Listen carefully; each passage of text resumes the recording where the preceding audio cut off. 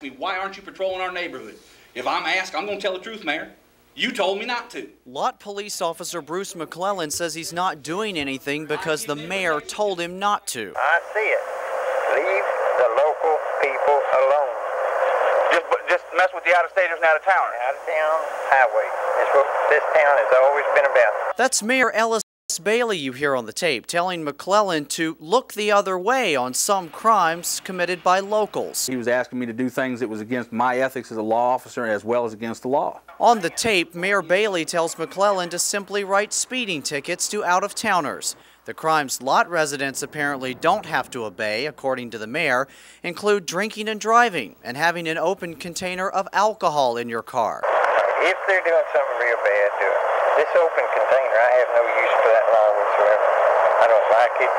When you come in here and drag the local people up, take them to jail, arrest them for DWI, arrest them for coming out of a bar over here, then the whole town gets upset. You may have to turn your head the other way a little sometimes. The town is about 40% saturated in methamphetamines and crack cocaine. Got to overlook that. He just wants you to write traffic tickets. Yes. Mayor Bailey also tells the officer to ignore the state penal code. But I'm not getting the concept then, because the state of Texas hired me as a peace officer to follow that 3,000-page rule book. All right, if you want to do that, you need to be in a big town.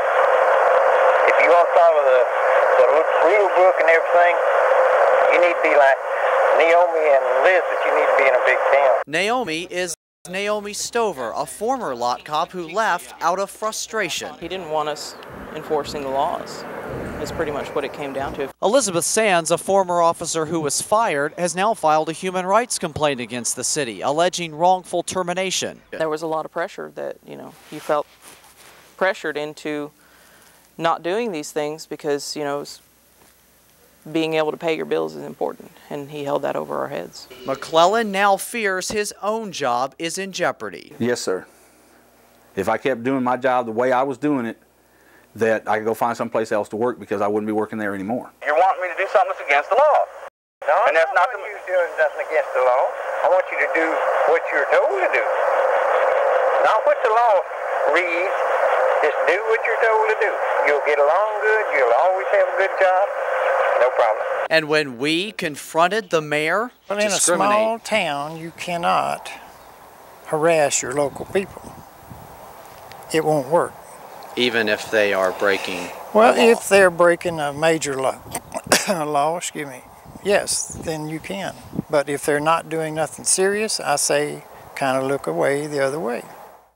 And that is just some of what Mayor Ellis Bailey had to tell us. You'll hear the rest tonight at 10. By the way, if Ellis Bailey's name sounds familiar, it's because a few months ago, 2 city water department employees accused him of planting drugs in their vehicle to try to get them fired. John and Melissa, those charges were never proven. Incredible story. Yeah.